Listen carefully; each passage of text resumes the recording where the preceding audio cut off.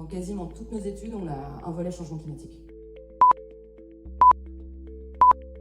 Bonjour à tous. Aujourd'hui, retour sur une soirée entièrement dédiée à l'eau organisée mardi dernier par le club Alumni Terre Environnement de la Sorbonne Université.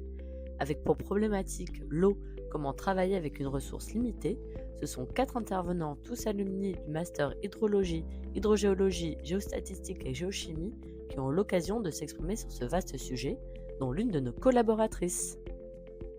On a aussi le plaisir d'avoir ce soir Rose Bentini, qui a été diplômée en 2006 et qui est maintenant responsable du pôle ressources en eau chez CETEC Hydratec. Aujourd'hui, donc, je vais vous parler très rapidement de l'évolution des études en bureau d'études qui sont liées à l'attention sur la ressource en eau. Et après, je vais vous donner un petit exemple d'étude avec prise en compte du changement climatique.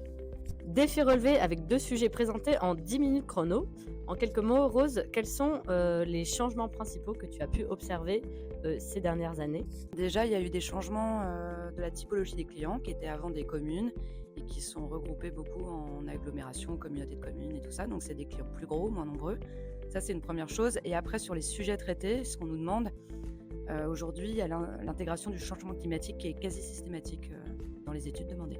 Donc là, je vais donner 2 petits exemples d'études avec prise en compte du changement climatique, qui est vraiment quelque chose qui est une tendance de ces dernières années. Pour les cas pratiques, quelles ont été les principales conclusions que tu as voulu mettre en avant au cours de tes présentations? Un cas sur la problématique inondation avec les niveaux de plus hautes eaux, pour lesquels on nous demande maintenant des périodes de retour de 500 ans. Donc c'est des événements qui n'ont pas été mesurés, donc on est vraiment dans l'extrapolation des données de base. Et puis le deuxième cas pratique, c'était sur les volumes prélevables, donc plutôt une problématique sécheresse pour lesquelles on utilise les données du GIEC sur les évolutions des précipitations, des températures, etc. qui vont impacter la ressource. Une soirée où sont également intervenus Daniel Valdès, Sophie Thomasé et Franck Boucher que nous tenons à féliciter. Un grand merci à la Sorbonne Université et en particulier à Léa Perceau pour l'organisation de cet événement riche en réflexion. À bientôt.